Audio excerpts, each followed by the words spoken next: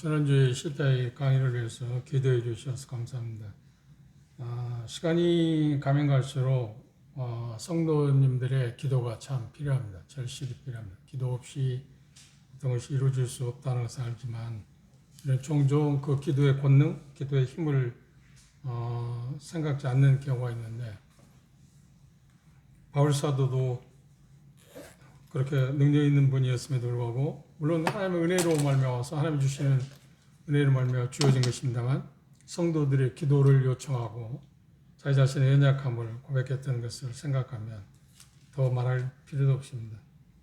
자매님들이 저에게 주어진 그 메시지를 감당하는 일에 대해서 계속 기도해 주시기 부탁드립니다. 다시 한번 기도해 주셔서 감사의 말씀드립니다. 오늘은 고린도전서 1장 15절에서 25절에 있는 말씀까지 본문을 통해서 하나님께서 우리에게 이 말씀을 통해서 무엇을 말씀하고 계시는지를 살펴보도록 하겠습니다. 고린도전서 1장 18절에서 25절에 있는 말씀까지입니다. 한 절씩 교도하겠습니다. 제가 먼저 고린도전서 1장 18절을 읽겠습니다. 십자가의 도가 멸망하는 자들에게는 미련한 것이요 구원을 얻는 우리에게는 하나님의 능력이라. 기록된 바 내가 지혜 있는 자들의 지혜를 멸하고 총명한 자들의 총명을 헤아리라 하였으니 지혜 있는 자가 어디에 있느냐 선비가 어디에 있느냐 이 세대의 변사가 어디에 있느냐 하나님께서 이 세상의 지혜를 미련케 하신 것이 아니냐. 하나님의 지혜에 있어서는 이 세상이 자기 지혜로 하나님을 알지 못하므로 하나님께서 전도에 미련한 것으로 믿는 자들을 구원하시기를 기뻐하셨도다. 유대인들은 표적을 구하고 헬라인은 지혜를 찾으나 우리는 십자가에 못 박힌 그리스도를 전하니 유대인에게는 거리끼는 것이요 이방인에게는 미련한 것이로되 오직 부르심을 입은 자들에게는 유대인이나 헬라인이나 그리스도는 하나님의 능력이요 하나님의 지혜니라. 하나님의 어리석음이 사람보다 지혜롭고 하나님의 약하심이 사람보다 강하니라. 예, 감사합니다. 지금 읽은 본문 말씀을 보면 꽤 어려운 그 말씀처럼 보입니다. 이 말씀의 의미를 정확히 이해한다는 것은 그렇게 쉽지는 않습니다. 그런데 좀 더 생각해 보면 그렇게 어렵지도 않습니다. 이 말씀의 가장 중요한 것이 뭐냐면 사람의 지혜하고 하나님의 지혜를 대비해 놓았습니다. 사람의 지혜가 왜 그렇게 의미가 없는가?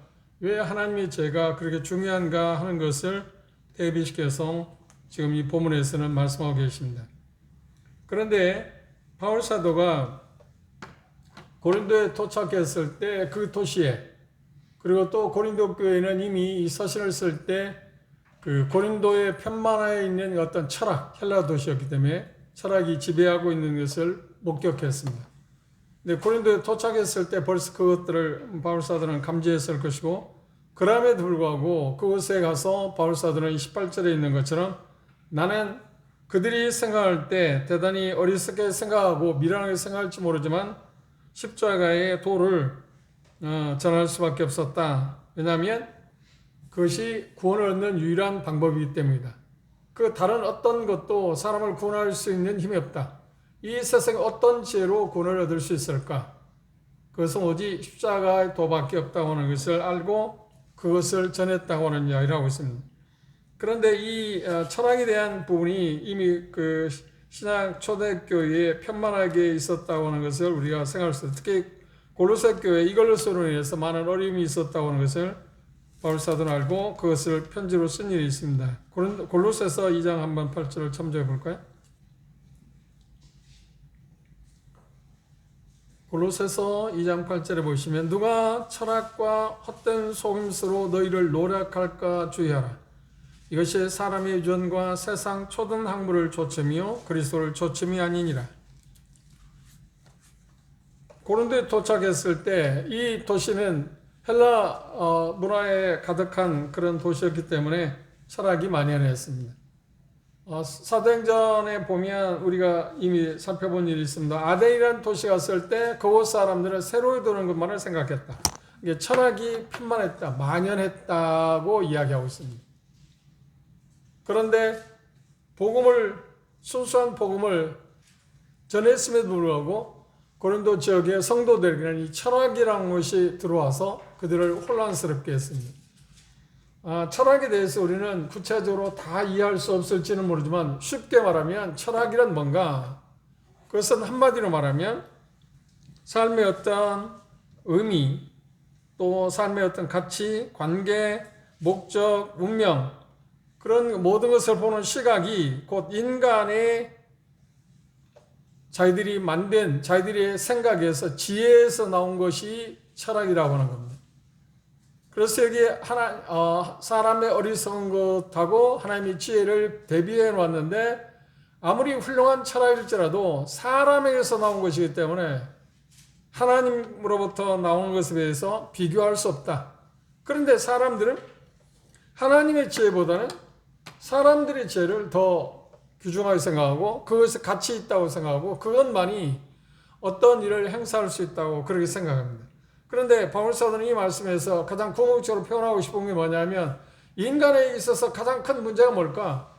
그것의 해답은 어떻게 얻어낼 수 있을까? 그런데 철학을 통해서는 절대로 그 근원적인 문제를 찾아낼 수도 없고 해결할 수 없다고 하는 겁니다. 인간의 근원적인 문제가 뭔가요? 그렇습니다. 죄입니다. 철학을 인간이 아무리 쥐어짠다 할지라도 모든 것을 다 동원했는데도 인간의 문제가 죄라고 하는 것을 찾아낼 수는 없습니다. 그리고 접근할 수도 없고요. 더 나아가서 그 죄에서 구원할 수 있는 방법을 인간이 어떤 방법으로, 어떤 지혜로, 어떤 머리를 써서 찾아낼 수 있을까요? 절대 불가능합니다. 그래서 바울서는 여기서 철학의 무용론에 대해서 이야기합니다. 그것들을 우리가 참고해 놓고 생각하는 것이 필요할 수 있습니다. 인간의 어떤 이해, 통찰, 그것에 근거해서 나온 것이기 때문에 그것들을 우리는 신뢰할 수 있다 없다? 없다. 절대로 신뢰할 수 없다. 그런데 골로새 교회도 마찬가지예요. 고린도 교회도 그 철학이 신뢰할 만한 것이다 하고 생각했습니다. 왜냐하면 그것을 이제까지 숭상해왔고 그것이 최고의 것이라고 생각해온 그 문화의 어떤 전염성, 문화에 의해서 그들이 이미 세뇌 당했기 때문에 그런 생각을 그들이 갖고 있었고, 그런 생각을 갖고 있었던 그들이 복음이 전해져서 구원을 받았지만 또다시 그런 대로 돌아가고 있는 그런 모습들을 발견할 수 있었다고 합니다. 그래서 바울 사도는 사람이 말이 아니라는 말은 그 당시에 유행하고 있는 가장 중요시하는 철학을 어디에서 온 거라고요? 사람의 지혜에서 만들어낸 것입니다. 이성, 그 모든 것을 총동원해서 삶이 뭐냐? 그리고 삶의 궁극적인 목적이 뭐냐? 그러니까 한마디로 말하면 철학에 대해서 다 이야기할 수는 없습니다. 우리가 그 깊이까지는 접근할 수 없지만 그 당대에 철학의 학파가 몇 개 있었냐면, 연구하는 학자들에 의하면 50여 종류의 철학자들이 있습니다. 철학이 여러 종파가 있었다고 이야기합니다. 아덴에 갔을 때 2종파가 있었죠. 그런데 그 말고 한 50여 종류의 철학이 파가 있었어요. 그런데 그 철학이 추구하는, 사람이 철학을 추구하는 가운데 가장 큰 게 뭐냐면, 사람이 어디로서 와서 어디로 가느냐. 사람의 문제가 뭘까? 그리고 그걸 근본적으로 해결하는 것이 뭔가 하는 것을 생각하는 학문이 뭐냐면 철학입니다. 그래서 사람은 어떤 면에서 철학에 깊이 들어가지 않아서 한번 생각해 본 만한, 보았고 생각해 봤던 문제입니다. 어렸을 때는 잘 모르지만 나는 어디에서 왔지? 그리고 어디로 가지? 왜 인간의 문제는 어디에 있을까? 그리고 문제를 해결하기 위한 방법은 뭘까? 아무리 사람들이 계속해서 이제까지 2000년 동안 계속 연구하고 또 만들어내고 쥐어짰습니다. 그것을 뭐라고 하냐면 인간의 지혜라고 합니다. 인간의 지혜가 다 모아서 계속 또 발전시키고 또 발전하고 또 발전하고 2000년을 왔지만 여전히 인간의 지혜는 그 답을 얻어낼 수 없었다. 왜냐하면 죄라고 하는 것이 근본 문제이기 때문에 그렇다. 그런데 사람들은 철학을 통해서 죄라는 걸 아는가요? 아니요. 전혀 죄라는 것을 알지 못합니다. 그리고 더군다나 죄라는 것을 안다고 할지라도 죄의 문제를 해결할 수 있는 방법이 사람의 지혜에서는 얻어낼 수 있는 게 아닙니다. 그렇죠? 어떻게 사람들이 죄에서 구원할 수 있는 방법을 알아낼 수 있나요?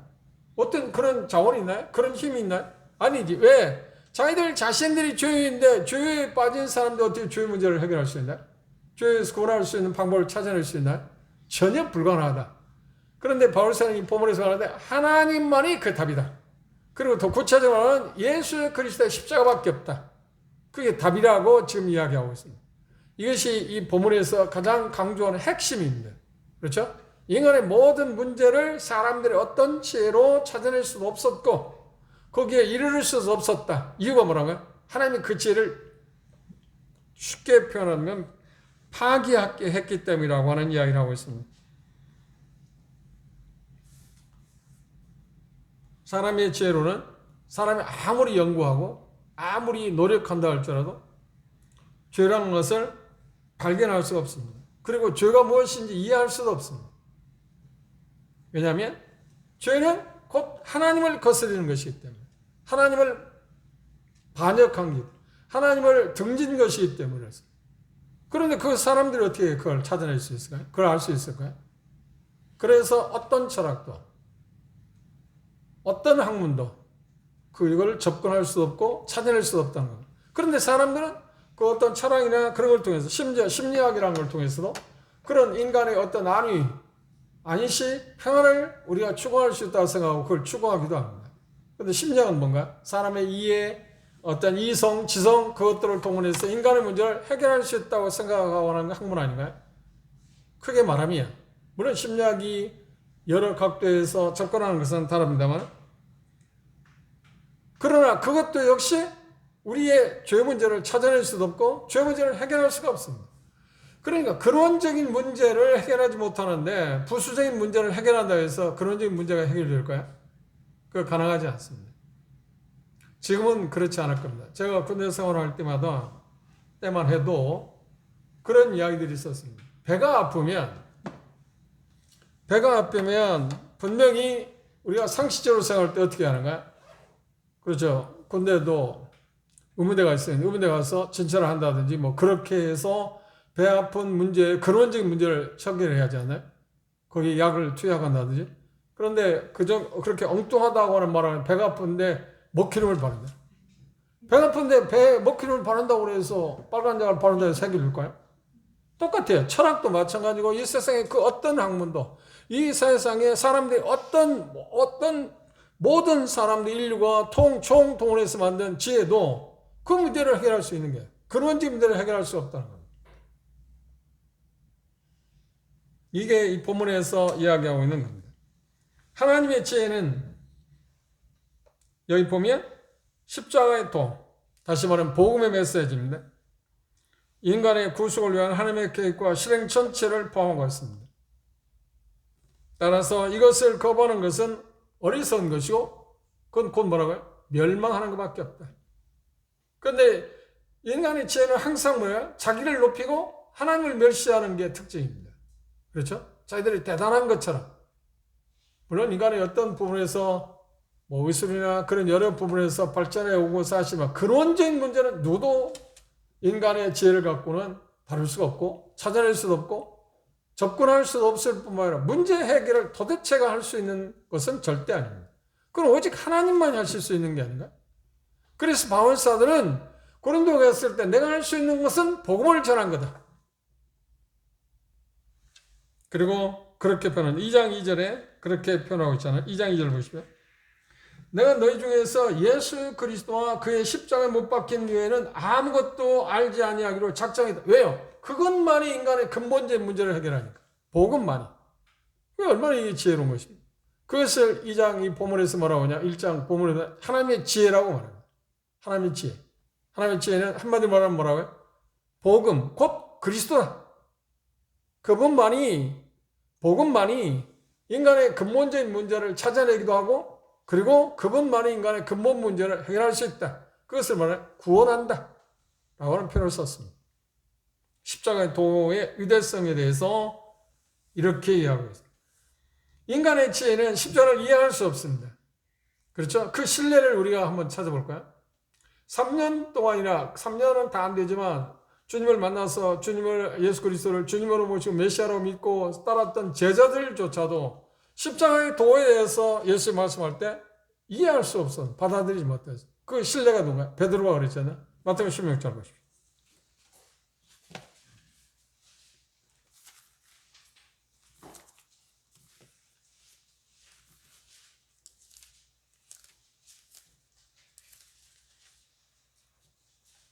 마태복음 16장 21절 이하에 보시면 이때로부터 예수 그리스도께서 자기가 예루살렘에 올라가 장로들과 대제사장들과 서기관들에게 많은 고난을 받고 죽임을 당하고 제3일에 살아나야 할 것을 제자들에게 비로소 가르치시니 베드로가 예수를 붙들고 가나에 가로되 주여 그리 마옵소서 이 일은 결코 주에게 미치지 아니하리이다. 예수께서 돌이키시며 베드로에게 이르시되 사단아 내 뒤로 물러나서 가라. 너는 나를 넘어지게 하는 자로다. 내가 하나님의 일을 생각하지 아니하고 도리어 사람의 일을 생각하라. 도대체가 사람은 이해할 수 없습니다. 베드로조차도 그분이 메시아는 살았지만 그분이 십자가에 죽으시고 3일 만에 다시 부활하실 것을 말씀할 때 도대체 이해할 수 없었습니다. 예수님이 십자가의 도를 말씀할 때 왜인가요? 그것만이 죄 문제를, 인간의 근본적인 문제를 해결하고 전쟁한 행복, 영원한 안식을 줄 수 있는 길이 그것이기 때문에 지금 말씀하는데 베드로조차도 그걸 이해하지 못했습니다. 참 신기한 일이죠. 그런데 베드로나 다른 제자들은 이걸 언제 알았을까요? 이 십자가의 도가 얼마나 중요한 거고 그것만이 구원을 줄 수, 인간의 근본적인 문제를 해결할 수 있다는 것을 언제 알았을까요? 그래요. 오순절에 성령이 오셨을 때 주님 말씀하신 대로 요한복음 14장 이하의 말씀 그가 오시면 모든 것을 알게 내가 말한 것을 알게 할 거다. 깨닫게 할 거다. 그런데 우리는 참 좋은 시대에 태어났죠. 성령님에 의해서 그것들을 우리는 이해할 수 있는 그런 시기에 살고 있습니다. 그래서 베드로는 교회의 첫 메신저로서 메시지를 전할 때 사도행전 2장에서 2장 23절 24절에서 예수 그리스도께서 우리를 대신 십자가에 못 박아 돌아가시고 3일 못 부활하셨다. 그리고 베드로전서 2장 24절 베드로는 얼마의 시간이 흐르면 어떻게 했나? 십자가를 어떻게 보고 믿느냐에 따라서 멸망이냐 영생이 좌우됩니다. 우리는 베드로전서 2장 24절 잘 알잖아요. 나무에 달려 그 모로 우리 죄를 담당하셨다. 십자가의 도. 그게 최고의 하나님이 우리에게 주신 하나님의 지혜 가운데 가장 두드러진 게 뭐냐면 십자가라는 거예요. 십자가의 도. 복음, 곧 그리스도라는 거예요. 그런데 세상 지혜는 그걸 볼 때마다 어떻게 해? 정해요. 저는 무시하겠네. 왜 무시한가요? 철학이라는 게 어떤 사람이 만들었던 그 사상이 우리의 문제를 해결할 수 있고 답이 거기에 있다고 생각하기 때문에 하나님만이 지혜라고 할 때 그 문제를 해결할 수 있는 게 하나님만이다. 예수 그리스도라고 말할 때 그걸 배척할 수밖에 없잖아요. 그런데 전도라는 복음을 전하는 전도를 통해서 구원을 얻는 사람들은 어때? 그게 하나님의 지혜라고 인정한다는 거예요. 참 신기한 일이죠. 이게 우리가 구원을 받는다는 말은 뭐냐면 우리 인간의 지혜는 도대체 우리의 문제를 해결할 수 없고 하나님이 만드신 하나님의 지혜만이 그 문제의 해답이라는 것을 깨닫고 복음을 듣게 되고 믿게 될 때 우리는 구원을 받지 않나요? 그 외에는 다른 길이 없어요. 그런데 세상 지혜는 그것을 계속 적대시한다. 반대하고 있다. 그렇기 때문에 나는 고린도에 와서 십자가 외에는 다른 걸 말하고 싶지 않다. 딱 이유는 한 가지. 뭔가? 그것만이 구원을 주시는 거기 때문에. 다른 길이 있다면 나는 그걸 했겠지. 그러니까 그것이 절대적으로, 사람의 지혜가 절대적으로 생각한 사람들이 그 십자가의 도를 이야기할 때 그들의 눈에는 뭐야? 정말 바보처럼 보여요. 미련한 거예요. 왜 그 십자가의 죽음으로 말미암아서 우리를 구원할 수 있지? 그게 왜 우리 죄 문제를 해결하는 거지? 왜? 인간의 지혜는 그럴 수가 없으니까. 왜일까요? 우리 범죄함으로 말하면 우리의 지혜는 다 쉽게 말하면 그 영적인 일에 하나님에 대해서 차단되었기 때문에 그렇습니다. 그래서 여기 말씀해 보면 오늘 두 가지만 1차적으로 다섯 가지가 나와 있는데 두 가지만 생각합니다. 그 중에 하나님의 지혜가 인간의 지혜보다 우월한 다섯 가지 이유가 있습니다. 첫째 뭔가요? 19절에서 20절에 보면 하나님의 지혜의 연속성입니다. 하나님의 지혜는 계속된다. 그러나 인간의 지혜는 한계가 있다. 그런데 하나님의 지혜의 연속성, 그러니까 그것은 지속적이다. 그러니까 언제가 끝나지 않는다. 그걸 이야기하는데 지금 어떤 말씀을 인용했나요? 여기 나누지에 보시면 이사야서 29장 14절을 인용했습니다. 이사야서 29장 14절의 내용을 우리가 본문에 돌아가서 잠시 그 배경을 생각해 보도록 합시다. 이사야서 29장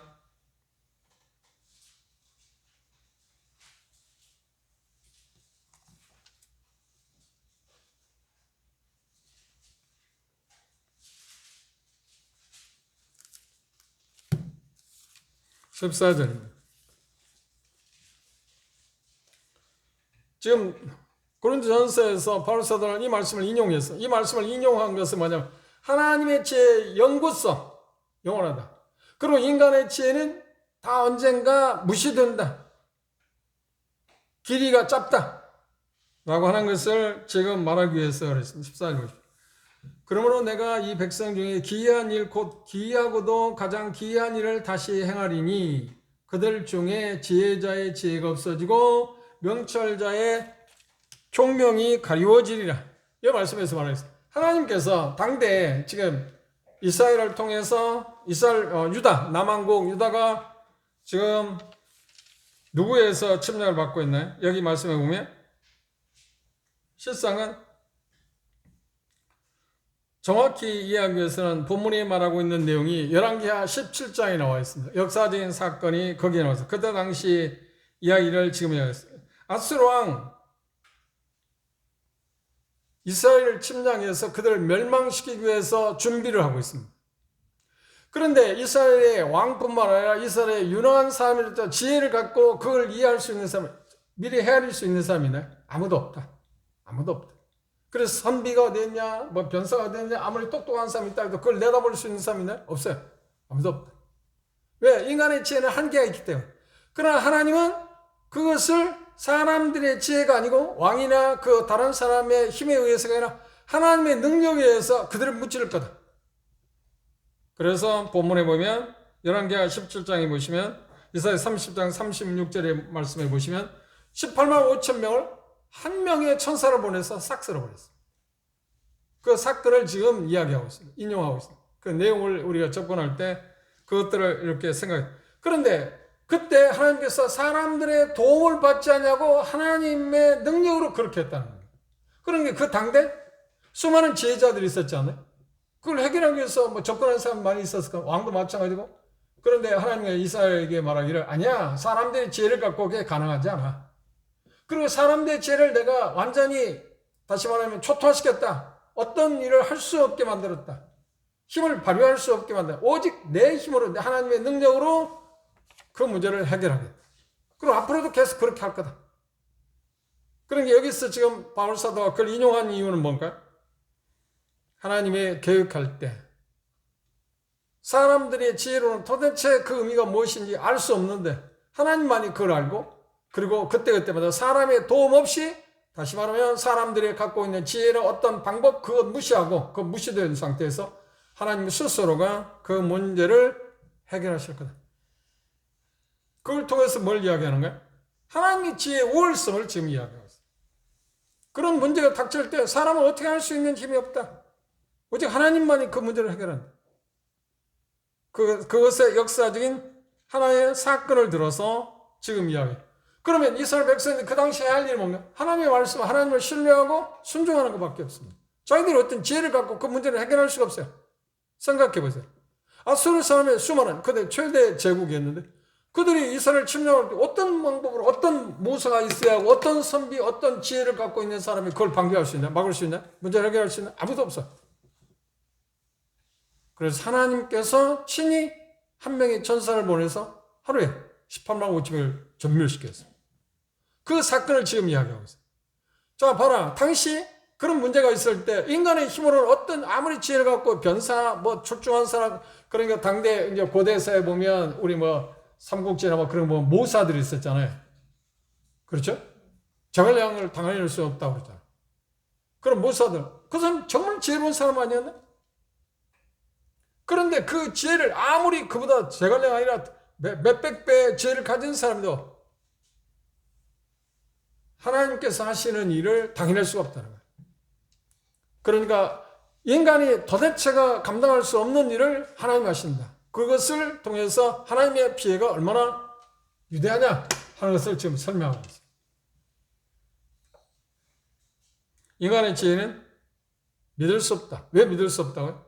한계가 있잖아요. 한계. 어떤 할 수 있는 게 한계가 있습니다. 그리고 결국에는 종말에 가서는 인간의 지혜를 어떻게 하나님이 전부 다 없애버립니다. 그리고 실상은 에베소 2장에 보면 우리가 죄를 지음으로 말미암아 우리의 총명이 어때요? 인간의 지혜는 어두워져 있어요. 어두워진 총명을 갖고 뭘 이야기한다고 합니까? 뭐 대단히 자랑스럽게 생각. 사람의 근본적인 문제는 해결하고 있어. 이거 있어야 한다. 뭐 이걸 해야 한다. 이렇게 한다. 물론 다소간에 뭐 교육이라든지 어떤 걸 통해서 다소간 나아질 수 있는 건 무시할 수는 없습니다. 그러나 근본적으로 해결할 수 있는 건 사람에게는 없지 않나요? 사람은 없습니다. 오직 하나님의 지혜만 가능하다. 그것을 하나의 신뢰를 들어서 지금 설명했어요. 인간 문제의 근본 문제는 뭐라고요? 항상 죄이기 때문에. 그런데 인간이 어떻게 죄를 다룰 수 있겠습니까? 그런데 죄인인 사람들이, 인간이 어떤 지혜를 갖고 그 문제를 찾아낼 수 있고, 접근할 수 있고, 그 방법을 무엇을 해낼 수 있겠습니까? 그래서 표현하기를, 세상에 지혜롭다 하는 사람들의 종류를 여러 가지로 이해했습니다. 여기 표현 가운데 뭐라고 했나요? 지혜 있는 자가 어디 있느냐, 선비가 어디 있느냐, 이 세대의 변사가 어디 있느냐. 다시 말하면, 최고의 책사라고 할지라도, 책사라는 말을 썼습니다. 전략가. 오늘 말로 전략가. 아무리 똑똑한 전략가라도 인간의 근본 문제를 해결하지 못해. 그리고 실례로 이사야에게 하나님 말씀한 대로 아수르 이스라엘 침략할 때 방비할 수 있는 방법이 인간에게 있어는 없었다. 그런데 하나님의 지혜는 그걸 알고 대비했고 미리 다 지금 사나립이 이스라엘 멸망시키기 위해서 준비하고 있어 그걸 알고 대비했을 뿐만 아니라 하나님께서 한 명의 천사를 보내서 18만 5천 명을 한꺼번에 하루에 몰살시켰다. 그 예를 들면서 신뢰를 들면서 하나님의 지혜는 바로 이렇다. 그런데 그걸 누가 도와주냐? 하나님이 그렇게 구원하는 이스라엘 백성을 돕는데 누가 거둔 사람이 누가 있느냐? 인간이 거둘 수는 없습니다. 도울 수 있는 인간은 없습니다. 하나님의 소관이다. 그렇죠? 그래서 하나님의 지혜가 월등하다고 하는 것을 지금 이야기하고 있습니다. 우리의 근본적인 문제를 다룰 수 있는 게 뭐밖에 없다고요? 십자가밖에 없다. 그리스도. 두 번째, 21절에 23절에 보면 하나님의 능력에 대해서 이야기하고 있습니다. 첫 번째는 뭐였나요? 하나님의 지혜의 어떤 영속성에 대해서 이야기했습니다. 하나님의 지혜는 계속 그렇게 했을 뿐만 아니라 계속 그렇게 할 거라고 이야기했고, 결국 인간의 지혜는 결국은 어떻게 어리석게 만들었다. 그리고 결국은 어떻게 그분이 오시게 되면 인간의 어떤 지혜가 상관없이 그들은 다 멸망받게 됩니다. 구원할 수 있는 힘이 없기 때문에. 두 번째 표현 가운데 하나님의 능력에 대해서 이야기하고 있습니다. 하나님은 인간의 지혜로는 하나님을 알 수 없게 하셨다. 그런데도 불구하고 사람들은 노력해. 마치 나만 문둥병자가 자기 문둥병에 걸려서 이스라엘에 가서 치료를 받게 될 때 엘리사를 찾아갔습니다. 그런데 뭐라고 그래요? 그 엘리사 집에 갔을 때 내가 왕의 이제 칙서를 갖고 왔습니다. 갈 때 뭐랬냐? 내 생각에는 나와서 맞이하고 자기 환자에 손을 얹고 깨끗해질 거라고 했는데 엘리사 말했어. 요단강에서 7번 씻으라고 이게 말도 안 되는 소리.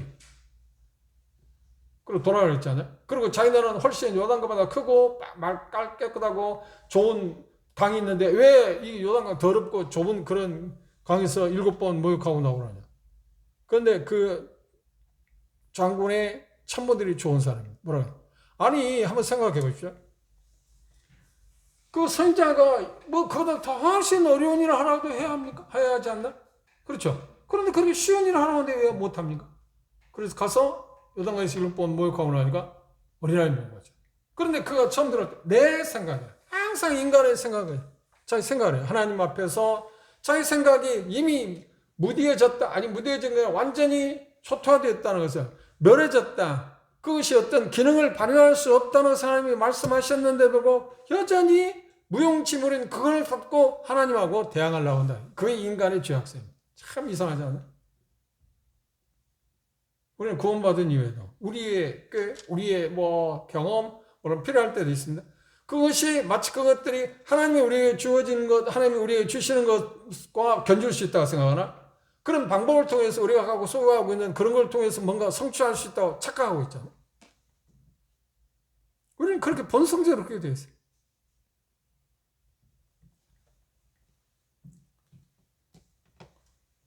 그것과 비근한 이야기 때문에 말씀을 드리고 싶은데, 제가 개헌의 시간 디도서를 공부하고 있습니다. 그래, 디도서 1장 초반부에 보면 바울 사도가 하나님께서 자기에게 주어진 사명에 대해서 자기의 권위가 부여받았을 때 무엇에 의해서 권위를 부여받았다고요? 하나님 부르심, 하나님 소명이다. 그래서 자기는 뭐냐? 나는 하나님의 종이다. 하나님이 나를 보내셨다. 그건 말고, 하나님 보내셨다고 하는 것 말고, 하나님도 유임받았다는 것 말고, 자기는 그 당대 빌립보서 3장에 보면 누구보다도 이력을 내놓으라면 정말 당당한 이력을 갖고 있었잖아요. 그런데 그걸 내세우지 않았어요. 그건 아무런 의미 없어요. 그런데 이상하게 그 차이를 우리가 이해를 해야 합니다. 이상하게 오늘 보면 어떤가, 자기들이 가지고 있는 어떤 역량, 경험, 뭐 재력, 아니면 뭐 심지어 학위, 뭐 그런 것 통해서 하나님이 우리에게 주어진 일을 할 수 있다고 생각해요. 이거 착각이잖아요. 그 일을 하는데 그것들이 다소간 어떤 도움을 받는 일에 있어서 필요한 것인지는 모르지만 그것 자체가 하나님 일을 할 수 있는 게 아닙니다. 전혀. 하나님이 주시는, 공급하시는 능력에 의해서 그걸 하는 거죠. 하나님이 유임해야만 하는 것이지 어떤 것을 통해서 얻어낼 수 있는 거 아니잖아요.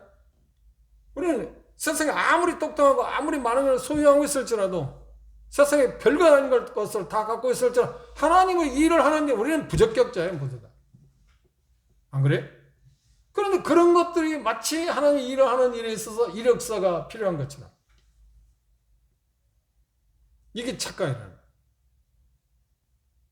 그 일을 효과적으로 하는 일에 있어서 어떤 것에서 도움을 받기 위해서 어떤 것에 추구한다고 하는 것하고 차이가 있습니다. 그것 자체가 우리가 하나님 일을 할 수 있게 하는 것은 절대 아닙니다. 그런데 그런 착각에 사람들이 빠져 있다는 거예요. 여전히. 이게 지금 심각한 문제예요. 하나님 부르셔서 가능한 것입니다. 우리 어떤 조건을 갖고, 우리가 갖고 있는 자격 조건 갖고 하나님 앞에서 하나님 일을 할 수 있다고요? 천만에요. 그것처럼 망상이 어디 있나요? 그런데 오늘날 세태를 보십시오. 그런 것들을 자꾸 추구하지 않나? 이게 얼마나 어리석은 일입니까? 그걸 대단한 거라고 생각하고 자랑하고 말입니다. 근데 이게 본성이야.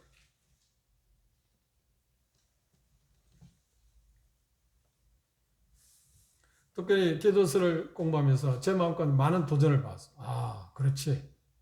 하나님 앞에 내가 내세울 게 뭐가 있나? 하나님이 나를 부르셨다. 나에게 권위를 위임하고 하나님 복음을 전하고 가르치고 뭐 하는 그런 부분에 대해서 하나님께서 내게 권위를 부여하셨기 때문에 하는 거지. 내가 어떤 것을 해서 그 자기를 얻어낼 수 있나? 아니요. 아무것도 없어요. 무용지물이, 한마디로 무용지물이.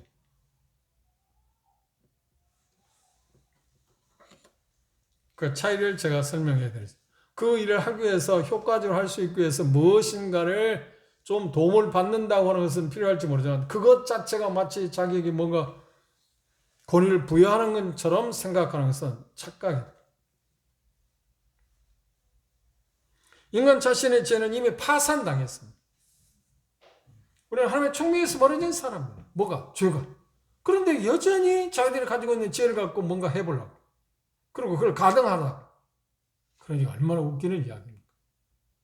그런데 구원받기 위해서는 뭐냐? 그걸 내가 가지고 있는 인간이 우리가 물려받은 그 모든 것을 파산 상태에 있다는 것을 받아서 그 말이 뭐예요? 죄이라는 것을 우리는 깨달았잖아.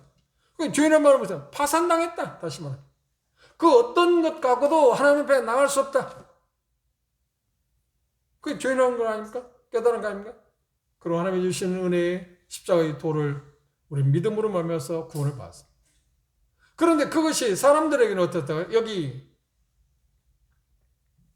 불신앙을 다양하게 표현하고 있습니다. 다양하게 표현하는데 첫 번째 사람은 누구인가? 유대인입니다. 두 번째 사람은 누구인가? 헬라인, 그런 이방인을 모든 사람을 대표해서 두 부류의 사람을 바울 사도는 열거했어요. 이들 열거한 이유는 뭐예요? 불신앙의 다양한 표현. 그러면 첫째, 유대인들은 어떻다고요? 유대인은 복음을 믿으려 하기 전에, 믿기 전에 초자연적인 뭘 원한다? 표적을 구했어요. 표적을 보면 안 믿겠다. 그런데 우리가 복음서에 본 것처럼 표적을 여러 차례 예수님이 엄청나게 보였잖아. 그런데 그들이 믿었네? 천만에 안 믿었어요. 구실에 불과했죠. 그리고 심지어 마태복음 12장에 보면 초인적인 기적을 행했을 때 그들은 뭐라고 생각했나? 그걸 보여주면 믿겠다고 생각한다고 그랬는데 그 기적을 행했을 때 그들은 어떻게 받아들였나? 그게 바알세불을 힘입어서 한 거라고. 성령에 의해서 한 건데. 그래서 그들은 성령 해방주를 지었다고 말하잖아요. 정말 웃기는 거예요. 그런가 하면 불신앙을 다양하게 표현하고 있는 이방인들, 헬라인들의 특징은 뭔가요? 지혜를 통해서 여기 지혜를 그들이 추구하는 지혜라고 하는데 그 말은 뭐냐면 이론적으로 논쟁하고 사상을 통해서 점검받은 것에 근거해서 자기들 믿겠다는 거예요. 그러니까 대단히 이성적이죠. 학문적인 것 같죠? 그렇죠? 그걸 통해서 어떻게 구원을 받아요? 그걸 통해서 어떻게 점검을 받아요? 인간은 이미 총명은 어두워졌는데 그건 가능하지 않잖아요?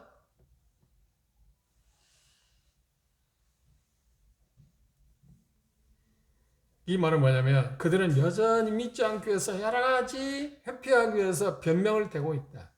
그래서 유대인이나 이방인 모두 다 그렇다고 하는 이야기를 했습니다. 요한복음 9장을 한번 참조해봅시다. 유대인들의 그 모습을 요한복음 9장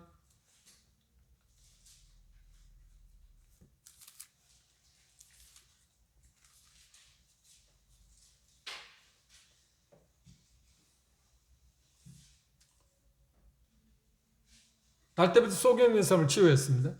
그런데 그걸 지켜본 당대 종교 지도자는 표적을 요구하는 유대인들을 어떻게 했나요? 9절을 보시죠. 혹은 그 사람이라며 혹은 아니라 그와 비슷하다 하거늘 제 말은 내가 그러라. 자기가 낳은 사람이 나다. 그러는데 그들은 뭐래요? 아니다. 그리고 결국 어때요? 그를 출교시켰잖아요. 이게 변명에 불과하다는 거예요. 그래서 예수님에게 마태복음 보면 우리에게 그 표적을 보여달라고. 그럴 때 예수님이 뭐라 했나요? 음란한 세대가 표적을 구한다. 그런데 내가 보여줄 것은 요나 표적밖에 없다.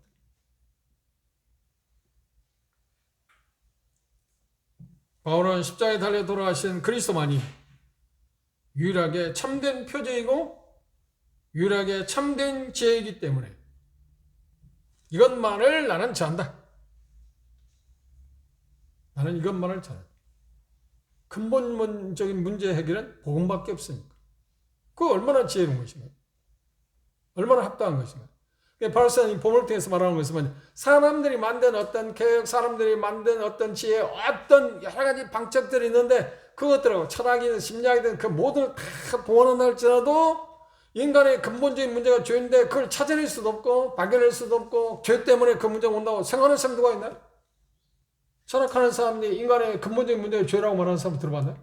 철학자, 유명한 철학자들? 아니요. 그리고 그 문제를 죄라고 하는 것을 찾아낼 수 없을 뿐만 아니라 찾아낸다 손치더라도 그 문제를 해결하기 위해서 자기들이 할 수 있는 게 뭐예요? 지혜는, 인간의 지혜는 무용지물. 하나님만이 답이지 않나요? 그런데 하나님만이 답인데 하나님께서는 어떻게 했다? 유대인들에 있어서나 유대인들을 거리끼는 것이고 또 헬라 사람들은 뭐가 됐다? 여기 표현 가운데 그렇게 했습니다. 유대인 표적과 헬라는 죄를 찾아 우리는 십자가 못 박이신 그리스도를 찾아 유대인에게는 거리끼는 것이고 이방인은 미라는 것이다.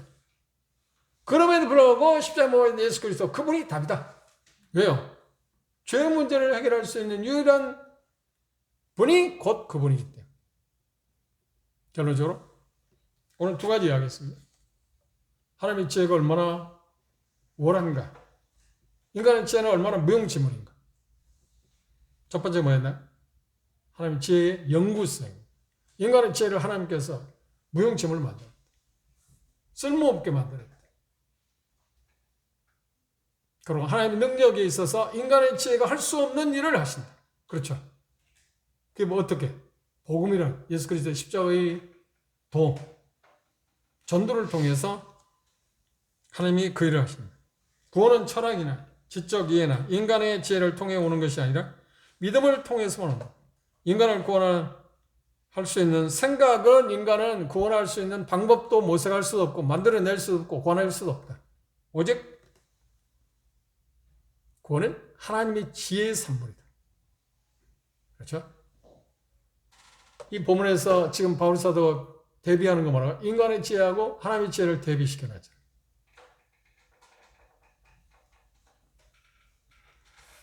그럼 결론적으로 우리가 그리스도인들이 전해야 할 유일한 메시지는 뭔가요? 그렇습니다. 바울이 말한 것처럼 십자가의 도입니다. 왜요? 그것만이 인간이 구원할 수 있는 하나님의 지혜이다. 하나님의 방법이 있다. 그런데 하나님께서 우리에게 그 지혜를 주셔서 우리가 십자가의 도를 깨닫게 하시고 우리는 언젠가 그렇게 구체적으로 말하지 않았을지 모르지만 이 세상 사람들이 만든 그 어떤 것으로도 구원을 받을 수가 없고 그리고 이 세상에 어떤 사람도 말하지 않는 복음이 말하고 있는 내가 죄인이라는 것을 알게 되고 복음이 말한 거 아닌가? 복음을 듣기 전에 우리는 죄인이라는 것을 알지도 못했잖아요. 우리는 다 그럴듯한 사람이라고 생각했잖아요. 뭐 그런 대로 괜찮은 사람들이라고 생각하잖아요. 나는 죄인이라고 생각하는 사람은 없잖아요. 그런데 복음을 듣게 될 때 내가 죄인이라고 알았어. 근본적인 문제가 내가 죄 때문이다. 그리고 근본적인 문제를 해결하기 위해서 우리 주님께서 오셔서 십자가 못 박혀 돌아가시고 죽은 자가 3일 만에 부활하심으로 말미암아서 내게 구원을 주셨다. 구원을 성취하셨다. 그걸 우리는 믿게 됐잖아요. 그래 그걸 받아들인 바울 사도 이 표현할 때 이미 다메섹 도상에서 10여 년 전에 이미 그걸 경험했잖아요. 아니 한 15년 전에 고린도전서 썼을 때 그랬어요. 이걸 경험하고 있어요. 그런데 당대 바울 사도처럼 똑똑한 사람이 누가 있었나? 당대 선비라고 하면 그분을 능가할 사람이 없잖아요. 학자라면 그분을 능가할 사람이 없잖아요. 변사라고 하면 그분을 능가할 사람이 없잖아요. 그런데 자기가 갖고 있는 그 어떤 이력 갖고도 나는 죄라는 것을 알지도 못했다. 그리고 구원의 길을 알지 못했다. 그런데 십자가의 도가 예수 그리스도 하나님의 지혜인 예수 그리스도 그분이 나를 구원하셨다. 그래서 나는 그걸 전한다. 인간의 유일한 해답은 무엇이라고요? 그렇습니다. 복음 그리스도밖에 없습니다. 그런데 우리는 그 인간의 유일한 해답인 그리스도 복음을 갖고 있습니다. 우리에게 전수받았습니다. 그것들을 우리는 어떻게 하냐? 그걸 어떤 상황에서든지 우리가 그걸 말할 수 있어요. 왜요? 그것만이 답이니까. 인간이 아무리 똑똑하고 자랑하고 뭐 별스러운 이야기를 다 한다 할지라도 근본적으로 죄의 문제를 찾아낼 수도 없고 구원 받을 수 있는 길이 없잖아요. 이 놀라운 은혜를 우리에게 베푸신 그 하나님을 이 시간에 찬양합시다. 그걸 받아들이지 못한 사람에 대해서 나는 여러분들이 더 나은 게 뭐가 있나요? 없습니다. 그런데 먼저 나를 찾아내셨습니다. 여러분들 찾아내셨습니다. 그리고 구원하셨습니다. 그리고 내게 있어서 최고의 문제는 죄라는 것을 알게 했고 복음을 통해서 그리고 십자가에 못 박혀 돌아가신 예수 그리스도 그분이 나의 구세주라는 것을 구주라는 것을 주님이라는 것을 깨닫게 했습니다. 그리고 믿게 되었습니다. 그런 우리가 해야 할 일은 뭔가요? 인간의 최고의 궁극적인 답은 그분이라는 사실을 성경에서 말하고 있기 때문에 그분을 우리는 잘합시다. 내 메시지는 여러분의 메시지는 누구면 그분입니다. 예수 그리스도. 기도합시다.